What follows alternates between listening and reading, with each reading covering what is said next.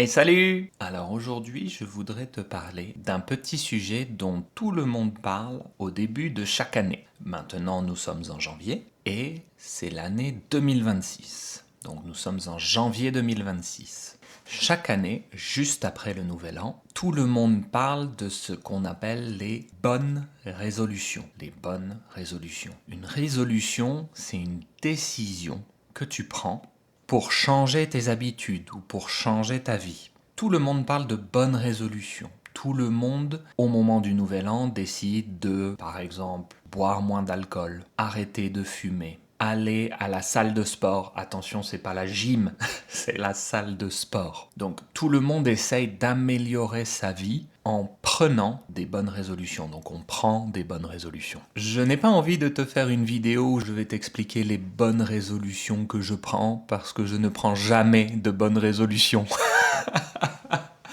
Pour ce que j'ai été dit juste avant, c'est-à-dire qu'une bonne résolution, en général, on ne la suit jamais. Finalement, on ne fait jamais ce qu'on veut faire. Et je crois que c'est parce que on essaie de changer trop violemment, trop drastiquement notre vie. Et c'est un peu comme quand tu essayes de maigrir, de perdre du poids, de devenir moins gros. Si tu es trop violent dans ta décision, ça ne marche pas. Pourquoi? Parce que tu as faim, parce que tu souffres, parce que tu veux plus. Tu vas avoir de la volonté pendant un certain temps, puis petit à petit, ta volonté va s'effriter, va diminuer, et toutes tes bonnes résolutions vont tomber à l'eau, ou ton régime va tomber à l'eau. Donc tomber à l'eau, ça veut dire échouer, rater. Ce dont je voudrais te parler aujourd'hui, ce ne sont pas vraiment des bonnes résolutions, c'est plutôt les choses que j'aimerais améliorer dans ma vie, une direction que j'aimerais prendre en sachant que plus ou moins chaque année,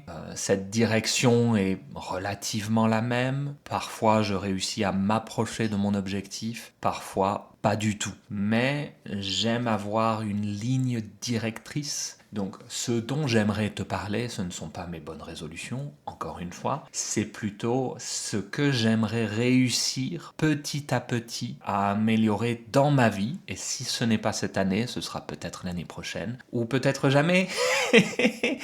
Mais en tout cas, j'aimerais prendre cette direction. La première chose dont j'aimerais parler, et c'est une chose avec laquelle j'ai beaucoup de difficultés, c'est une situation un peu paradoxale, difficile à régler, qui est que j'aimerais en même temps avoir plus de productivité dans ma vie. La productivité, c'est la quantité de choses que tu es capable de faire, souvent par exemple en une heure, en un jour. Si tu es productif, c'est que tu produis beaucoup, tu fais beaucoup de choses. Donc j'aimerais avoir un peu plus de productivité, pouvoir produire plus, donc par exemple produire plus de vidéos ou produire plus de choses dans ma vie, être plus efficace ou faire plus tout simplement. Mais en même temps, je souhaiterais avoir moins de productivisme. C'est un peu paradoxal, non? Le productivisme, c'est une chose dont nous sommes peut-être tous un peu coupables. Je suppose que vous, chez vous, vous l'êtes sûrement à un certain degré. Le productivisme trop avancé, trop poussé, dont je parle,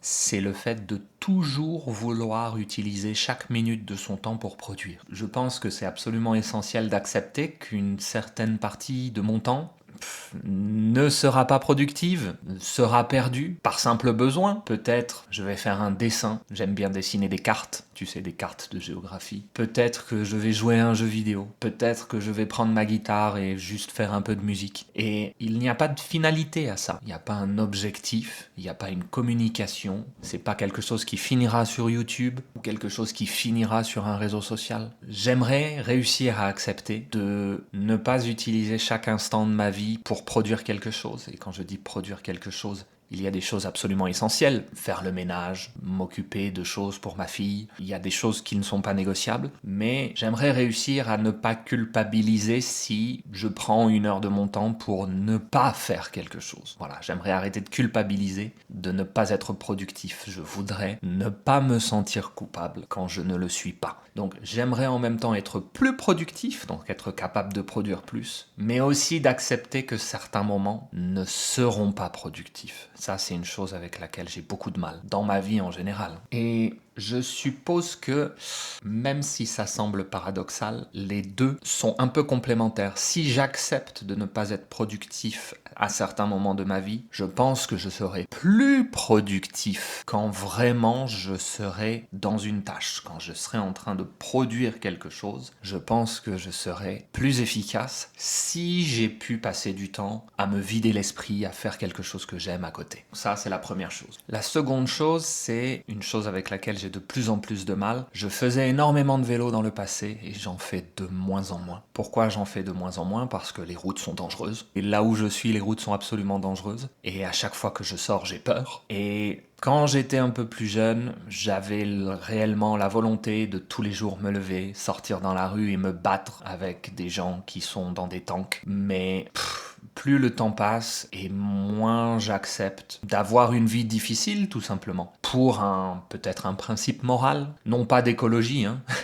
C'est pas du tout un principe écologique. Pour un principe moral qui est, je ne vais pas utiliser inutilement des tonnes de métaux, du métal et des tonnes de pétrole, alors que je peux très bien faire 5 ou 6 kilomètres tout seul avec mes jambes. Et en plus que ce soit bon pour ma santé. Bon, c'était un peu ma façon de penser. Ces derniers temps, j'ai de plus en plus de difficultés avec ça et je me vois de moins en moins sur un vélo parce que j'ai plus cette volonté de me battre. Je reprends encore régulièrement le vélo quand je suis dans une ville et que dans cette ville il y a des routes, des pistes cyclables, des routes spéciales pour les vélos. Ça, je le fais encore. Mais dans ma campagne, j'ai un peu laissé tomber. Et j'aimerais faire plus de vélo, mais là j'avoue que je sais pas trop comment récupérer cette volonté, redevenir combatif. C'est un problème que j'ai beaucoup depuis 1 an ou 2 là. Ça, c'était le deuxième point. Le troisième point qui est connecté un peu au premier, c'est de réussir à me motiver à refaire un peu de musique et aussi à repeindre un peu des figurines. Alors, j'aime faire de la musique et j'aime peindre des figurines. Bon,